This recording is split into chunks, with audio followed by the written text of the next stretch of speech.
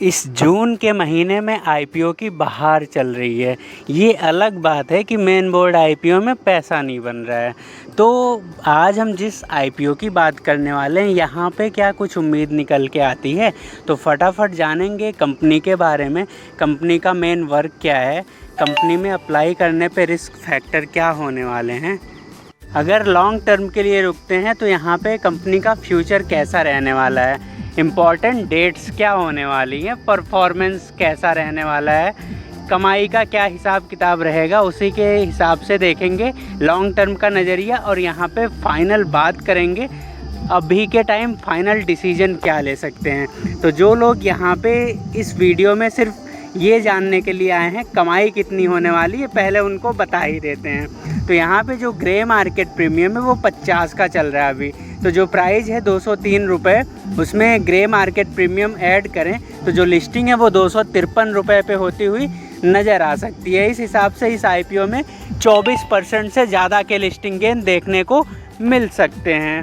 तो यहाँ पे अब फटाफट बात कर लेते हैं कंपनी के डिटेल्स की, क्योंकि ये जानना बेहद ज़रूरी है कि कंपनी करती क्या है और आगे फ्यूचर कैसा रहने वाला है।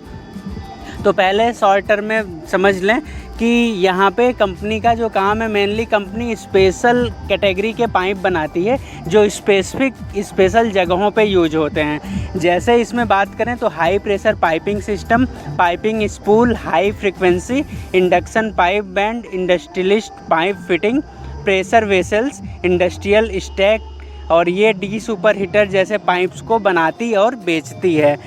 अगर कंपनी के ऑफ़र की बात करें तो बुधवार 19 जून को ये स्टार्ट होगा और ये ऑफ़र 21 जून को क्लोज होगा। आईपीओ में अगर हम बात करें यहाँ पे इशू साइज़ की तो 413 से 418 करोड़ की रहने वाली है। फेस वैल्यू 10 रुपये पर इक्विटी शेयर और प्राइस बैंड 193 से 203 रुपये का रखा गया है। तो आप जब भी अप्लाई करो 203 रुपये के हिसाब से अप्लाई करें। यहाँ पे अगर कैटेगरी की बात करें तो रिटेल कैटेगरी में 73 शेयर्स होने वाले हैं और यहाँ पे 14,819 रुपये खर्च करने पड़ेंगे।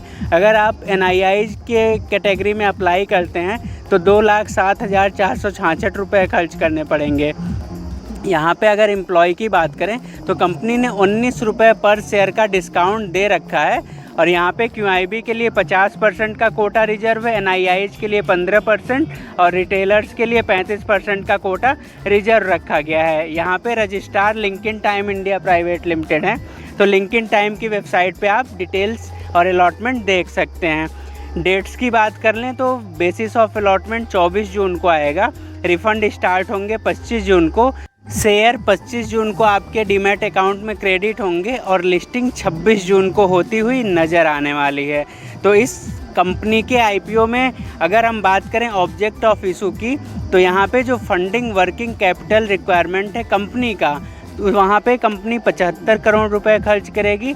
Funding our working capital requirement, जो कंपनी के जो स्टाफ हैं, जो प्रमोटर्स हैं, उनके लिए 175 करोड़ का खर्च होने वाला है। जनरल कॉरपोरेट पर्पज़ के लिए कुछ अमाउंट खर्च होंगे, इस हिसाब से यहाँ पे पैसे खर्च होने वाले हैं।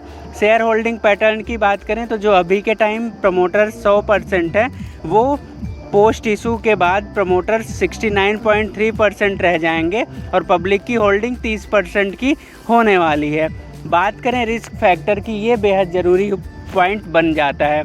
तो यहाँ पे जैसा कि मेंटेनिंग क्वालिटी स्टैंडर्ड, जैसा कि कंपनी ऐसे पाइप्स बनाती है जो मतलब एक बार कोई चीज़ आप परचेज करते हो तो कभी कभी उसको बदलने की ज़रूरत आती है, मतलब 20-50 साल वो चीज़ें चलती हैं। तो इस हिसाब से इनका जो क्वालिटी है वो काफ़ी बेहतरीन होना चाहिए, क्योंकि ऐसी जगहों पे यूज होते हैं, अगर वहाँ पे बार बार इसको बदला नहीं जा सकता।